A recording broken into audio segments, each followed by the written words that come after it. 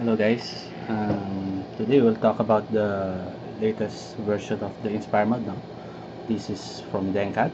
Now this is their latest version which has some improvements. Now we'll go to the close-up.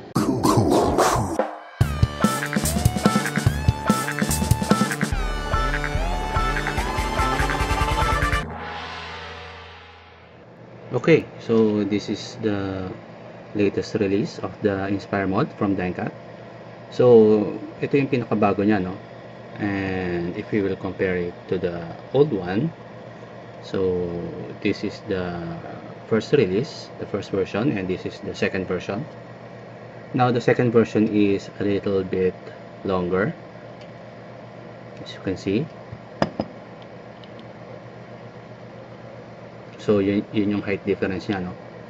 And then the serial number of the old one ay nandito sa bottom part ng mod, and also the Denkat logo is on the side, while the new one nasa side na yung kanyang serial number. This is 123, and the Denkat logo is situated na dito sa may bottom part ng mod. And another improvement on the Inspire mod is the horn button.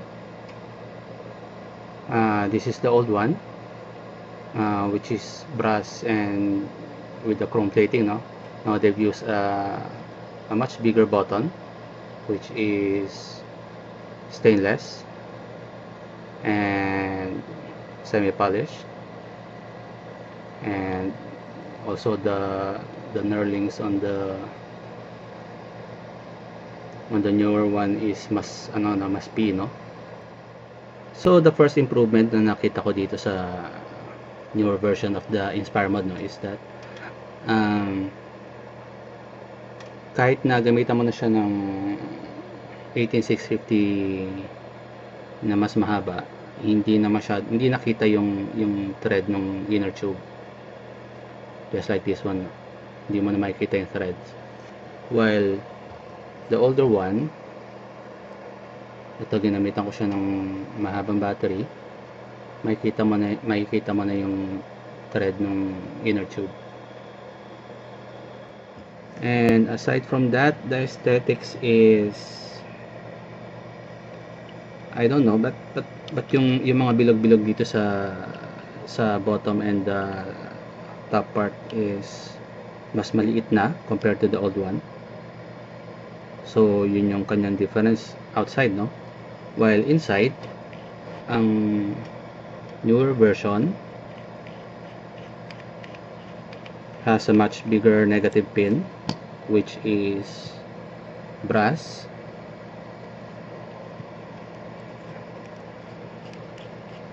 and we will compare it with the older one, no? So this is the old negative pin, and this is the new one. I also would like to point out, I've had experience with some Inspire mod users, na nagko-complain sila kung bakit mahina yung Inspire mod nila, no? Well, most of the time, the issue is always the spring, because ang akala yata ng iba is the spring is the conductor of the of the mod, pero hindi siya supposed to be conductor ng battery.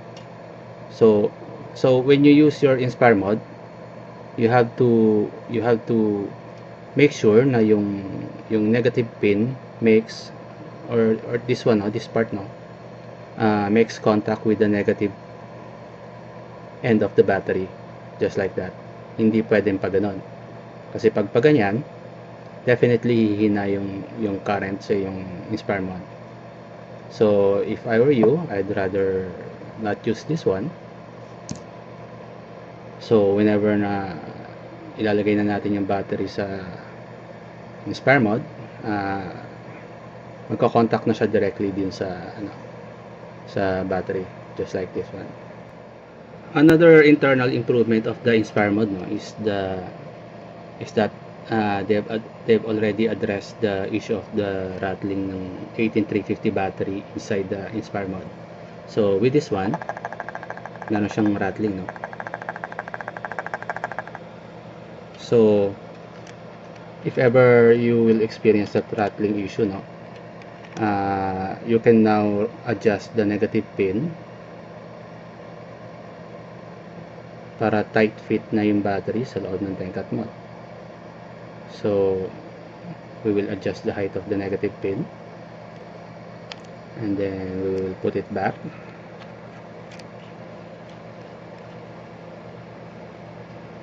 and then wala na siyang rattling.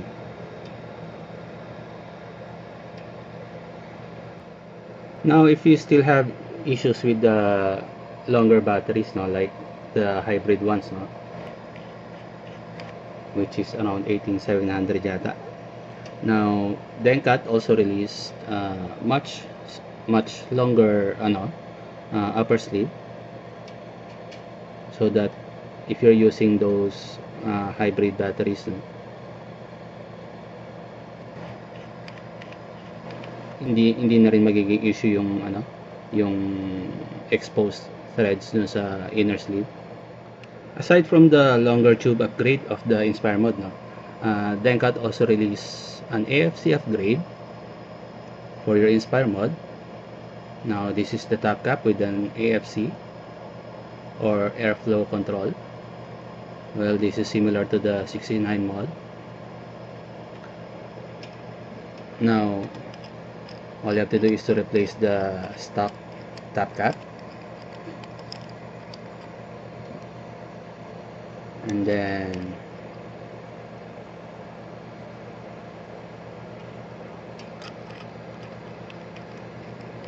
put in the AFC top cap for the Denkat.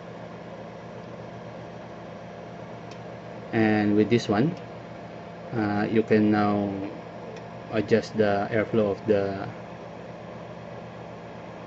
Inspire mode, no, whenever you will be using, for example, an OD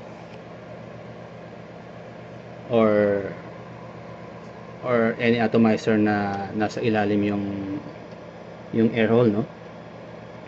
So with this one, actually the AFC is removable.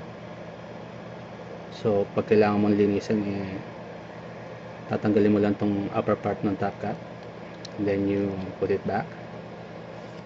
So again, this is the latest version of the Inspire mode with the AFC. Now you can get all of this from Denkat. Okay, so that is the close-up of the latest Inspire mode, no? Now we will try it out with the OD drip. Now I will demonstrate to you yung use ng AFC, no? So with the AFC close, now we will adjust it with the AFC close, no? Hindi siya totally close, pero meron pa rin siyang airflow, pero tight na siya. And we'll put in some drops of this hookups vapor, which is creamy white banana. Actually masarap siya, no. We will put in some drops sa ating OD drip. Now this is the performance pag naka-close yung AFC, no.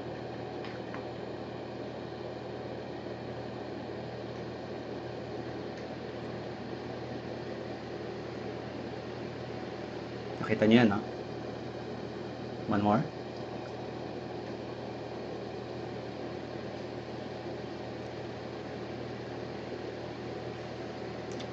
So yun yung kanyang vapor production with the AFC close.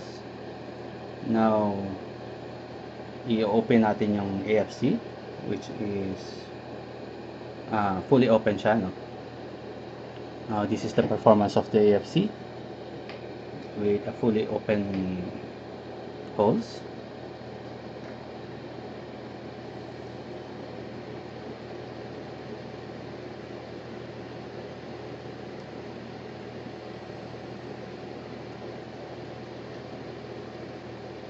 So yun ang difference.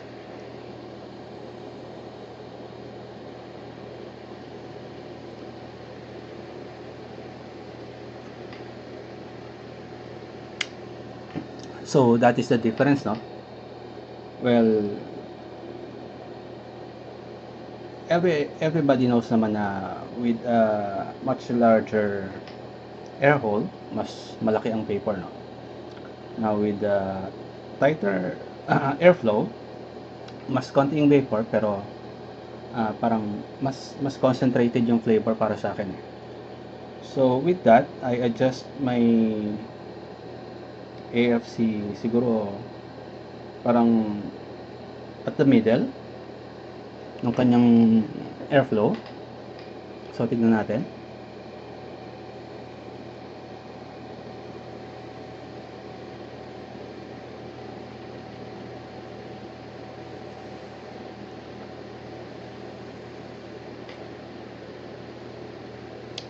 So ganun ang performance niya pag naka medium siya na na setting sa airflow control. So let me remind you, no, that the AFC will not work with your common RBAs na ang air hole is nasa side, just like this one, or or this one, nasa side yung air hole. It will work with your OD tank or OD drip or your 510 or 901, 306 or other commercial atomizers, no? So if you are planning to buy the AFC and you don't have any RBAs or RTAs na nasa ilalim yung air hole, no? Hindi mo siya magagamit. So that is one well actually that is the purpose of the AFC, no? Para sa siya, para sa mga bottom air hole atomizers. Now for the improvement, the switch mechanism is a lot better and a lot softer, a lot easier to press than the older version. So this is the older version. Now this is the newer version. And aside from that, I also like the the adjustable negative pin, so that you can eliminate the rattling issue of the 18350 battery, no? And for the performance, the difference in performance is actually the newer version is a lot better performing mod, no, than the older one, no?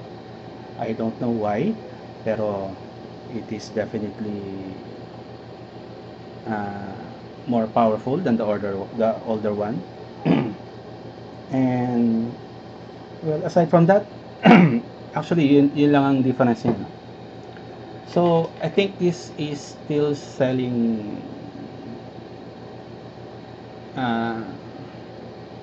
with the same SRP, no? You can check it out at the Denkat FB page. And so that is the latest version of the Inspire mod from Denkat. Now if you want to buy the new version, no, you just go to any Denkat store, no, to buy this one, no.